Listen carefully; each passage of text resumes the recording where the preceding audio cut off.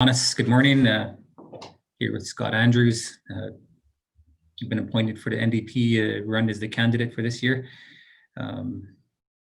Myself, Jimmy Lulua, Tsilhqot'in current elected chief. I'm also the Tsilhqot'in Nation's vice chair. But we're here to ask you a few questions, and I'll start off. Or maybe if you want to introduce yourself quickly first, also maybe.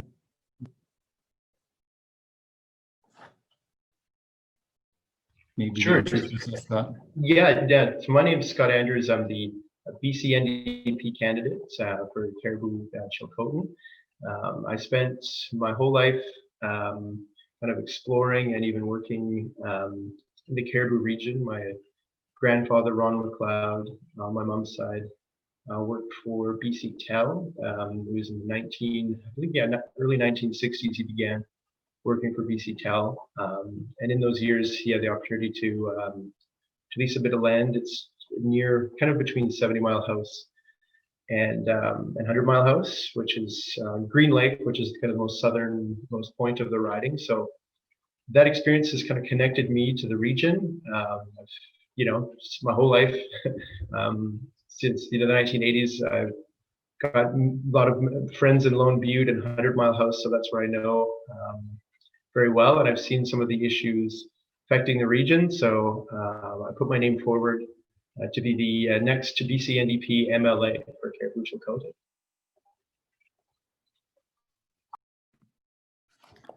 Perfect. Thanks for your introduction. We'll just move straight to the questions. You've probably seen the questions that we've sent to you.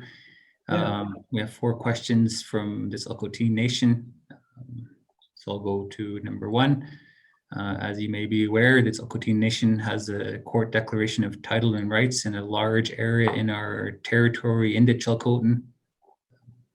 How will your government support the Tsilhqot'in people and assume and direction, management, control, and shared management control of land use, wildlife decisions, and economic development?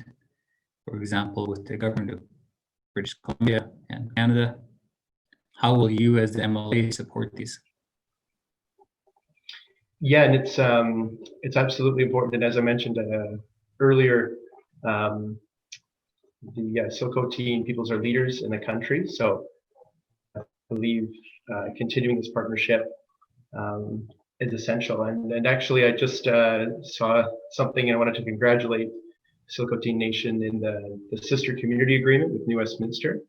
So just wanted to, that's definitely a great example of building a shared commitment to advance understanding and reconciliation. So as an elected BC MLA, I'll support the hard work of the Tsilhqot'in Nation, Canada and British Columbia. I understand there was a signing of a pathway agreement. So we will, our government is committed to building sustainable long-term agreements, because that's the key to moving forward, with a clear, predictable path for everyone. Supporting reconciliation through the framework of the UN Declaration is a core priority for this government. I respect and recognize, Tsilhqot'in people's rights. And as MLA, I'll listen to the Tsilhqot'in people, and when it's safe to do so, meet you in your community and tour the lands together.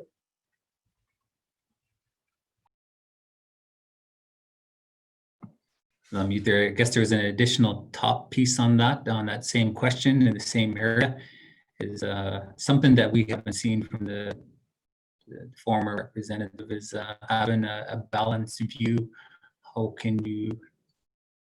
will you ensure that you have a balanced view on First Nation and non-First Nations? Yeah, that's a very good question. And reconciliation has been something that's it's very important to me, and I think actually approaching things with a bit of humility and honesty is key. I grew up as a settler. I did spend time in Tsilhqot'in territory, but predominantly I spent my youth in Tsilhqot'in. And so I've seen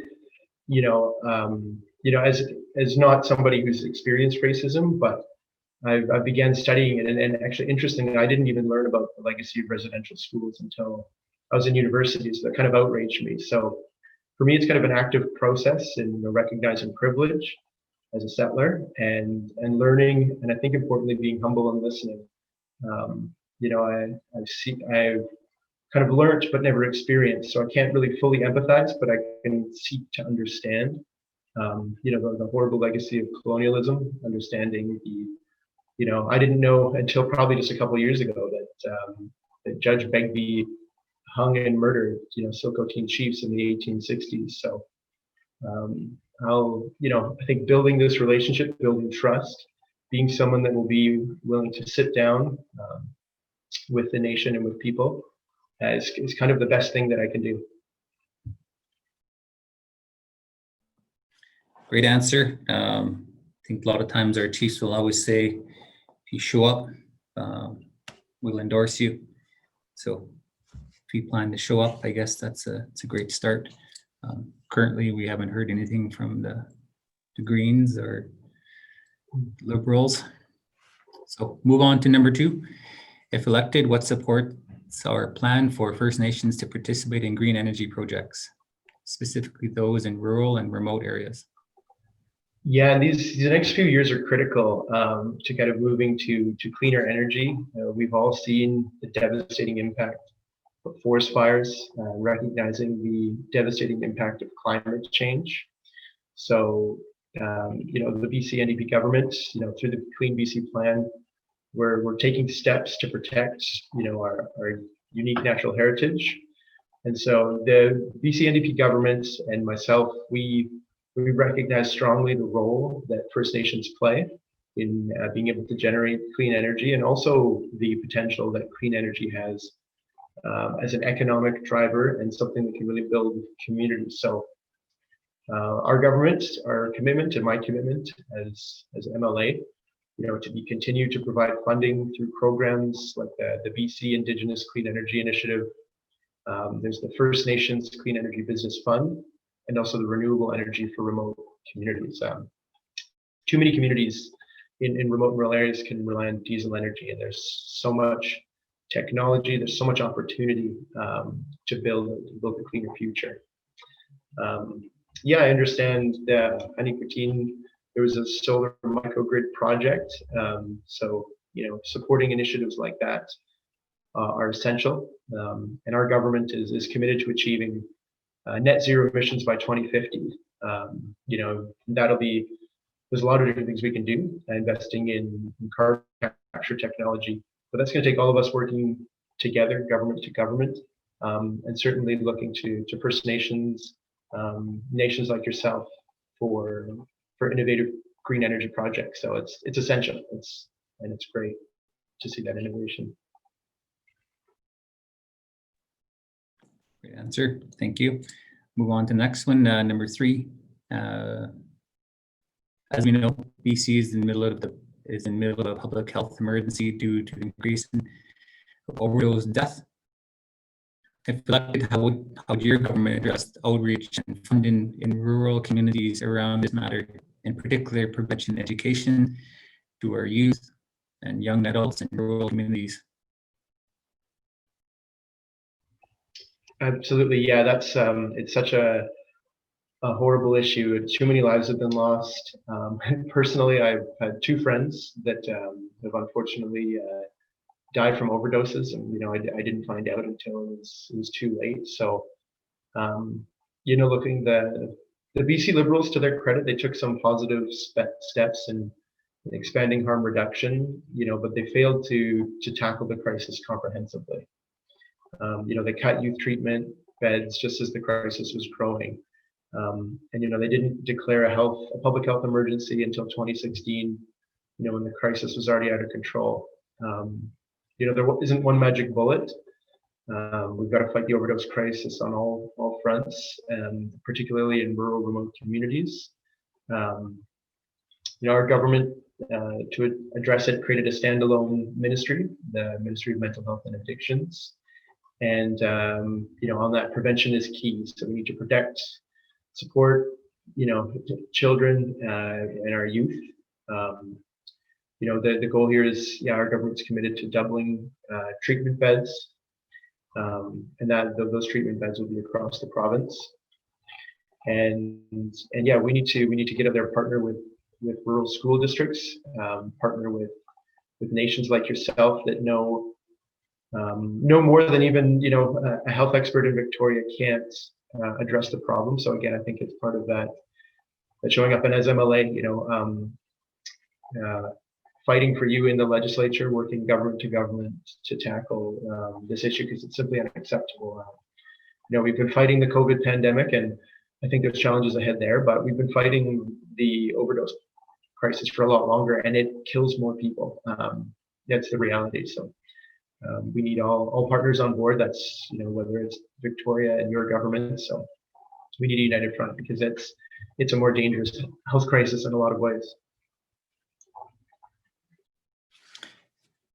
Great answer. Work in nation is how we've always worked as a nation. We don't allow anybody to speak for a nation other than our own people. Mm-hmm. So no one speaks for us. So that's the direction that our nation goes. So sounds like you have a great start. Move to our number 4, systemic racism is an issue faced. Sorry, I'm just checking if I'm on mute on there. Okay, I'm not on mute. Sorry. Systemic racism is an issue faced by our people on a daily basis. If elected, how will your government work to address these issues, specifically in health and in policing, and also, I guess, in First Nations in general in their daily lives? Yeah, and I think recognizing, the history of colonialism. Yes, again, I think I said it at the top, and it's, I was embarrassed to come out of high school not knowing about things like residential schools, and I've heard, like uncles of mine and people in my community say unacceptable things. So it took me a little while to kind of,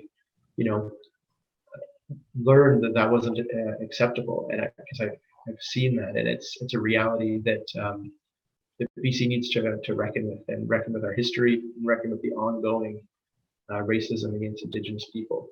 BC NDP government, I think, is taking good steps. Reinstating the office of the Human Rights Commissioner was a first step in providing legal protections against racism and hate crimes.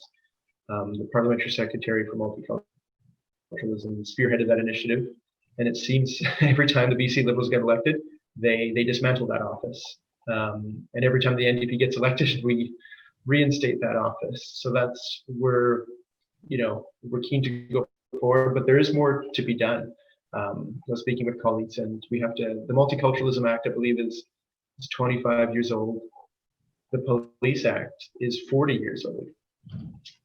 So the Minister of Public Safety committed to doing that, because recognizing Indigenous and Black and people of color are disproportionately targeted and treated unfairly by the police, by our judicial system. So our government is committed to reviewing the Police Act, doing a comprehensive review of the Multiculturalism Act. BC actually, we doubled funding, the BC NDP doubled funding for our anti-racism work. And particularly during COVID, there was a spike of hate crimes across the province as well. It was such a strange dynamic. I'm kind of going off here, but a lot of it was anti-Chinese racism, because they thought that the COVID virus came from China. But then there was a friend of mine whose relative was assaulted, who was Indigenous, because they thought that the perpetrator thought that this person was. So it's all kind of interconnected. Unfortunately, a prevailing culture of white supremacy that allows this racism. So yeah, our government is committed to recognizing it, taking action, and then I think, as you mentioned very rightly there, taking direction from your nation. How can we support your existing and ongoing efforts to fight anti-Indigenous racism that has, unfortunately, as we know, been going on in this province for hundreds of years. Yeah, I just want to comment on that. You brought up a couple how long different acts have been around, but we always bring up the the mining act that's been around for a long, long time. That's kind of how BC and Canada was established. And to date, we're criticized. Racism has never been higher. But also that's things that our nation comes up against, referring to some things happening in our backyard mining. But those are all points that we've seen the lack of leadership on BC's, and I guess to step up, and we've always had to run to Canada in order to hear real justice, I guess. So it's good that you're bringing up how old a lot of these stuff are, and be good to see them updated.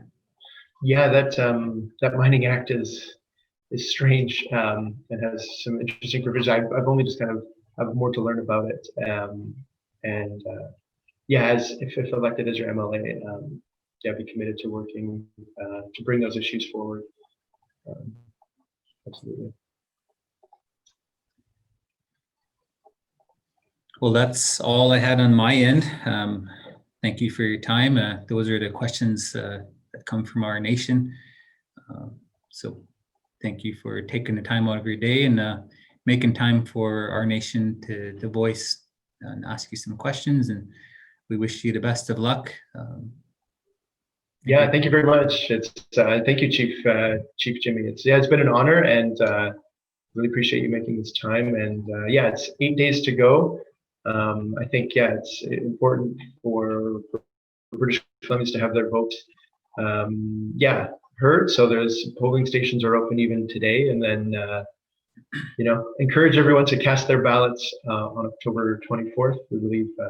I believe, obviously, that John Horgan's the leader that's going to help us get us through this public health crisis and build stronger government-to-government relationships and build on the existing UN framework. So thank you very much, Chief Jimmy. Yeah,